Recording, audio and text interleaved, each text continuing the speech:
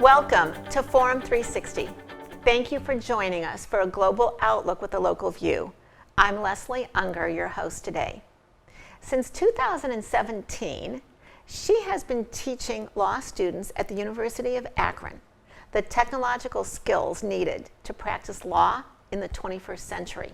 And now she is the first woman in the school's 100-year history to permanently hold the job of Dean of the University of Akron's School of Law. She is a part of the 57% of new dean appointments around the country that are women. Today we are talking to Emily Janoski-Haehlen, who became Dean of Akron's Law School in early 2022. As a woman, and I would like to think as a person in the greater Akron community, I am thrilled that the University of Akron named our guest to this position. We look forward to getting to know more about our first woman dean over the next 26 minutes. Thank you for joining us today. Thank you. Now, I often ask my guests, and I've had former professional football players, authors, director of Netflix movies, when they first knew that they wanted to do what they ended up excelling at. So if I asked the 10 or 12-year-old Emily, what do you want to do, little girl, when you grow up? What might you have told me? I think I would have told you I want to be an Olympic figure skater. Oh, was it for the skating or those cute costumes? Both. Okay. Both. I Okay. wanted the rhinestone costume. Okay. And I wanted the spotlight on me in the Olympic, skating over the Olympic medals, skating over the Olympic rings. I loved ice skating when I was a child, and so that's what I wanted to do when I grew up. I did it from the time that I was 6 years old until I was 20. Okay, so then that takes me down a little different path. I showed horses for years and years, so I'm going to ask you, what are 3 lessons that you learned in all of that time and commitment to skating that you use in your life, either just, as a mom and as a person or as a dean? I think the first lesson I learned was when you fall down, you have to get up. You have to pick yourself up, because obviously you fall a lot in figure skating on hard, cold ice. And they used to say in riding, 20 falls make a good rider, but you had to fall a lot more than 20 times. I did. I practiced daily, so lots of falling. Learning to pick yourself back up is really hard, especially when you feel down or hurt. So that was a lesson that I learned very young. I also learned from my parents that I never was a failure. That as hard as I worked at figure skating, I might not ever be the best figure skater in the world, but my parents always encouraged me, and so I passed that encouragement on to my children. And I think that was another great lesson that I learned from being a figure skater. And then I think, to reach for the stars, right? So I wanted to have that gold medal in ice skating, and I eventually earned it in ice dancing. And so I knew that I could achieve that, and I think that sort of took me into my career, that I knew if I put my mind to it, I could achieve it. Now, when you watch the Olympics, do you have a different eye than yes. the untrained eye? Yes, I actually turn off the commentary because I don't want them to say, oh, that they two-footed that jump or that spin they traveled on, because I just like to enjoy the pageantry of figure skating. That is so, well, we learned something right off the bat that was interesting. Now, you wanted to be a figure skater, so at some point you had to hang up, literally, perhaps not not figuratively, you may still be skating. Literally, you had to hang up your skates and go down a different path. So what drew you to law school? When I was in undergrad, I was a chemistry major. I thought maybe I would go to medical school, and I worked, I did some volunteer work in the hospital, and chemistry just didn't turn out to be my major, so I switched to the history department. And I took a class called Famous American Criminal Trials from a professor that was just outstanding. And during that class, I learned about the criminology and trials, and I actually did my final project on the Lindbergh baby kidnapping and all the conspiracies around that and how the trial played out. And I was fascinated by the evidence that was presented and the attorneys. And that faculty member sort of led me on the path of, you're so interested in these cases and reading them, and you're digging deeper into the analysis, the legal analysis, you should consider going to law school. So I took the LSAT and I applied to 3 law schools, and I got into one, and that was my first choice. So that in itself, I think, is an interesting perhaps example or inspiration for other people. Is like, you don't have to get into everything, right? You just need one. Mm-hmm. Is there a lesson there? I think so. I think I really thought I was going to go to medical school. That was my trajectory. I took all the classes, calculus, organic chemistry, and I just didn't enjoy it. And then I took my first history class, and I was hooked. And I started visiting the Henry Clay Museum in Lexington, Kentucky, where I went to college. And then that famous American Criminal Trials historical class, and reading the life and papers of Frederick Douglass and reading the Federalist Papers in my history classes, I was just hooked. So it's just that one first class, and then from then on. Do they still study Clarence Darrow as an example of a great attorney? Yes, I remember it's part that. of the famous American Criminal Trials class. Okay, just making sure he didn't lose his No. place in the top 10. Well, before we go down your journey, I want to get to your destination now, because now you are dean of a law school. And it kind of begs the question, what does a dean do? So I turned to my best friend, Google, and Google tells me that there are basically 4 main jobs that you have as dean. So I want to ask you about those, because interestingly enough, they're not the same. When I interviewed a superintendent of public schools, they're not the same. But in our heads, we kind of think of you're the head of something with education. So it said that you develop strategic initiatives. That's correct, yes. And so tell us, if your magic wand worked and you could fast forward 10 or 20 years, what would be something strategically that would be different about the University of Akron than if you had no barriers to your strategic initiative? Wow. Yeah, I think we would have a Center for Intellectual Property and Technology that focuses on technology and producing the best patent attorneys in the country. We would be we're already a top intellectual property school, but I would love to be in the top 10. That is actually part of my strategic plan that we've done in the last 90 days. I think we would also be a very diverse law school and producing attorneys for the greater Akron area. When you say diverse, do you mean in the makeup of your student population, or do you mean in the kinds of law that they would practice? In the student and faculty population. Okay. So really, we want to look like the area that we're in. I want to really appeal to local students, Akron public school students, greater Cleveland public schools, and get those students interested in being attorneys so that they can come to law school and then give back to their communities. I think we need more of that in our area, and that's one of our strategic plans, is diversity, respect, and understanding for our students and also for our faculty and staff. So the second one, which would, I think, kind of fold into what you just said, was long-range planning. Mm-hmm. So would that be an example of long-range planning? Yes, that's long-range, a pipeline to law school from as early as elementary school, getting into the elementary schools and being at those career days where I was at one and I followed a beekeeper and a police officer. Well, third graders are very interested in beekeepers and police officers.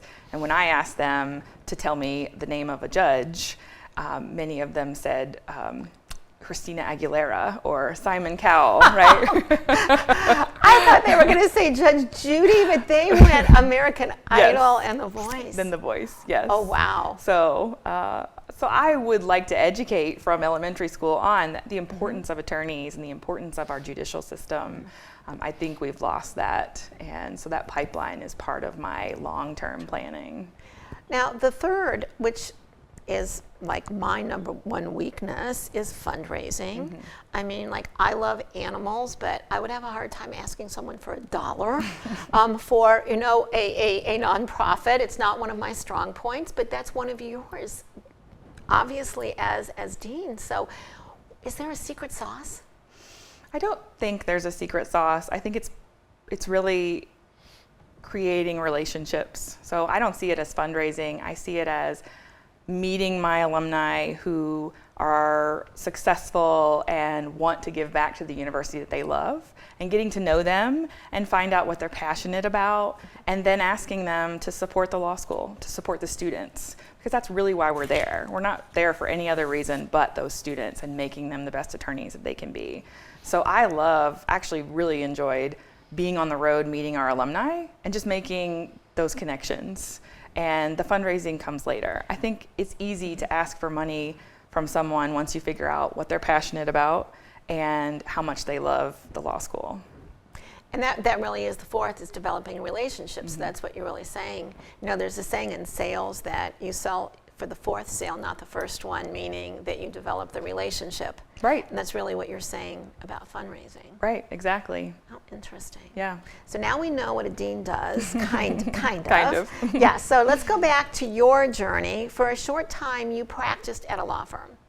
Now, I think many of us non-lawyers, especially if we watch every legal show on TV, as I do, think of a law firm as the only way to practice. But tell us a little bit about your legal journey. Mine was very short. I did transactional work, which is not the law and order, criminal law in the courtroom work. So there's transactional and litigation. I was behind a desk reviewing papers. I didn't meet with clients. I was the worker bee for the office, essentially. So there are very different paths that you can take as an attorney. You can be in-house counsel at a corporation. You can be in the courtroom from day one. You can be a public defender, defending people who can't afford attorneys. You can work for legal aid and do civil work. So there's just so many avenues for an attorney. You can work in healthcare, compliance. But you stayed when you decided you didn't like that mm-hmm. work. You know, there's a fairly high statistic of attorneys who say they don't like being lawyers, but you found a way to work in the profession that you had. I did. So tell us about that. Yes, I actually talked to my mom, who was a college professor, and I had an offer from the associate dean of the library at the school that I went to come back and work there. And I talked to my parents about it, and they thought it was a good idea. So I went to work at the Northern Kentucky University Law Library and ended up going back to school and getting my master's in library science after law school. And, you know, as I asked you, what does a dean do? What does someone do in the library? Sure. Well, a lot of people think librarians are volunteers, but we actually do have we have degrees. We have Masters of Library Science. In a law library, you do a lot of legal research for attorneys. So law firms have law libraries, and government agencies have law libraries. The Supreme Court has a law library. So we do research. We teach students how to do legal research. So I taught legal research when I was right out of law school. So I was very young, teaching new law students, and I did research for faculty. I helped people who would come in to do their own research, their own legal research, and I really enjoyed the hunt of trying to find the answer to a legal question. So that's why I love working in the library. Today we are talking with the new dean at the University of Akron Law School, Emily Janoski-Haehlen, and she's telling us about her journey and the job of dean of a law school. So you're in Kentucky. Now, what brings you to Akron? I went from Kentucky to Valparaiso University Law School. I became the associate dean at Valparaiso, and I was there for 5 years. And then the university decided that they were going to close the law school. It was at a time when quite a few law schools were closing. So I started applying to other universities, and I applied to the University of Akron. And when I interviewed here, I loved the area, and I loved... Now, tell us something for you know, some of us that may not appreciate the area, you know, as an outsider might. Tell us something that you appreciated about the area. I can tell you, I drove from Valparaiso on the toll road to Akron, and that drive through the Cuyahoga Forest is just so beautiful. It's breathtaking.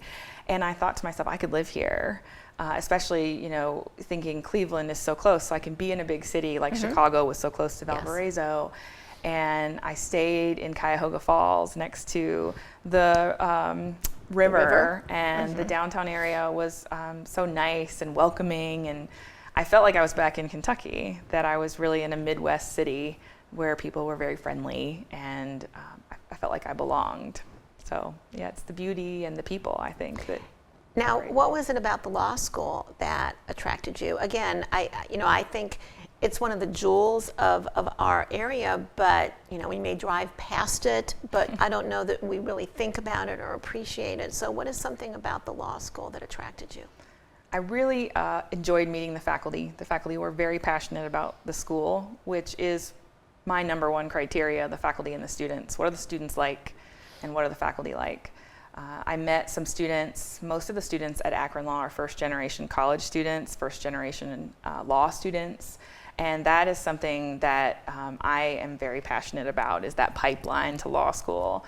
So that drew me to Akron, and then also it had a great reputation. Akron, the intellectual property, the Center for Constitutional Law, the Center for Professional Responsibility, and they were in the midst of building a new building, so I would get to build a new library, which was exciting. Yes.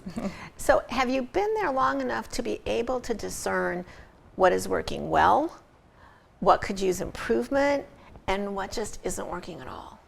I think so. I think what's working well is we have a dynamic faculty, we have a great student body, we have an amazing facility, and the support of the university, which is incredibly important, because without the support of the university administration, the law school can't thrive. I think what we are working on is our bar passage. So we've seen a steady decline across all law schools in bar passage with the change in the bar exam, with the pandemic. The bar exam was administered online. And to me, that's the ultimate end to law school. You have to pass the bar exam. And I'm not sure how many decades I'm going back, but didn't Akron used to have the reputation for having a very high Yes, passage? and that wasn't that long ago. That was 5 to 7 years ago that we were number one in the state for bar passage. And we've seen a steady decline in that. So I think that is something that's not working well, our program for preparing our students to pass the bar exam. So we've really focused on that in the last year. We have the faculty involved, we have alumni involved, we have a new contract with a bar exam provider, and we're really hoping that we see a change in the trajectory. So that's something that I think we'll continue to focus on, because we have to get our students to pass the bar exam. Now, you, as I said in the introduction, are teaching, or started out teaching technological skills to be an attorney. So what is something that perhaps we don't think about that an attorney needs to know from a technological viewpoint today that perhaps they didn't need to know 10, even, or 20 or 30 years ago? Oh, there's so many things. I think the biggest one is that I would say 97% of information is created electronically. So you used to handwrite notes. You used to have banker's boxes full of documents for evidence and trials, and now it's all electronic. So how do you get that information from social media, from blogs, from your cell phone texts, right? So I think attorneys have to be prepared to work with that evidence, to work with that electronically created information, whereas even 5 to 7 years ago, we didn't have to do that. I think we also have to be prepared to work in a post-pandemic world remotely. Courts are sometimes still remote. You can do mediation remotely. So there's so many things that attorneys have to be prepared for. Now, what happens, I had an uncle, now granted this was a very long time ago because, he has passed away decades ago, but he was an attorney in a smaller town, Youngstown, and I remember as a little girl, he used to get like 500 or 1,000 gifts, and he used to give them out to everybody, like at the courthouse, every staff person, everyone that he might touch, at all throughout the year. He would give everyone a little gift. But as you say, that's kind of building relationships, but with all remotely and doing everything online, is there a place for, or what is the place for relationships in the legal world today? I think we're going back to building those relationships in person. We're hosting a lot of alumni events for our students so they can meet our alumni. We are trying to get them back in externships in the courtrooms. If you can't connect with someone in person, it's very difficult to even start building that relationship. And I'm sure you're aware, but Zoom relationships are very difficult. It's even difficult to read someone's body language in a Zoom call. So we are trying to rebuild and teach our students those soft skills, because many of them went through undergrad during the pandemic and maybe even a year of law school online, so they don't have the networking skills. And we're focusing on those soft skills. Yeah, as a communication coach, I always say, if you look at the word networking, there's work in there. If it's not work, you're not doing something right. Right. Now, as I said in the introduction, more law schools are appointing women as deans. Why is that important? I think it's incredibly important for the next generation of little girls to see women can do the job that men have traditionally held. It's also important for our law students to see that, because more and more female candidates are coming to us. We're leaning in the 51% now of women coming to law school. And we're seeing more women on the Supreme Court, and more women in Congress, and more women becoming judges. And I think it's time, especially at this critical time in our history, for people like me, law school deans, to be out there saying we can do this, right? We're strong, we're as capable as our counterparts. We can succeed in these roles and actually be managers and be respected. There's a question I have, I've been just always dying to ask someone. As an executive coach, I have the honor of working with several attorneys in a coaching relationship, and I always find that attorneys can process information faster than any other profession and get to clarity faster, even than a CEO. And I always wonder, how do they learn that in law school? Or does law school attract people that have that ability to begin with? Maybe both. Because I think it's a gift. If I was king of the world for a day, I would make every 18 to 28-year-old go to law school. Okay? The first they would have to go to the University of Akron Law School, because it teaches you how to think. Right. So can you talk at all about that value, however they choose, whether they choose to practice as an attorney or not, a little bit about that value of things that they learn in law school? Mm-hmm. At Akron, we really teach you to think on your feet. And I think that's where that clarity comes from. So when you're in your first year classes, that Socratic method that we teach in law school, where you're on call, the professor asks you a question and you have to answer it, and you're in front of all your peers. So it really is like the movie Legally Blonde? It really is. Okay. Yes. Thank you. When I was in law school, I had to stand up to answer questions. I had a professor that made us stand up. Good. But you do have to think on your feet. And we teach them that in our mock trials as well. So we have a trial advocacy program that's outstanding. And we have local attorneys working with our students, teaching them, what do you do in the courtroom when this happens, right? You're thinking on your feet. You have to make an objection. You have to back up that objection, right? You can't just use words that, you can't just say objection. You actually have to back it up. So we teach our students that, and we prepare them to be able to practice from day one. And I think that's what's so outstanding about Akron Law. To get to know you a little bit outside of the law, in addition to the law, I'm going to ask you some questions that I'm going to ask for 2 or 3 word answers to, okay? A favorite movie or binge series? I love any Disney movie. Okay. What book are you reading, or would you suggest to someone to read this summer if they were going to read one book? What book am I reading right now? I love Becoming. Any Supreme Court Justice bio. Becoming, oh my God, I cried through Becoming. If you could eat only one food for the rest of your life, what would it be? Oh, tortilla chips. Tortilla chips. Any particular kind? They come in so many different kinds these days. Plain tortilla chips. If you could be an animal, what would you choose to be? A dolphin. A dolphin. Swimming with dolphins was one of the high points of my life. If you could meet with one person, dead or alive, for an hour, who would you want to meet with? Ruth Bader Ginsburg. And what inspires you? The people around me inspire me. My children, my husband, my family, the people I work with, and my friends. And if there was one thing that you could tell parents out there, grandparents, young people, one reason to consider the law? I think because we can make a change. We can be the change makers.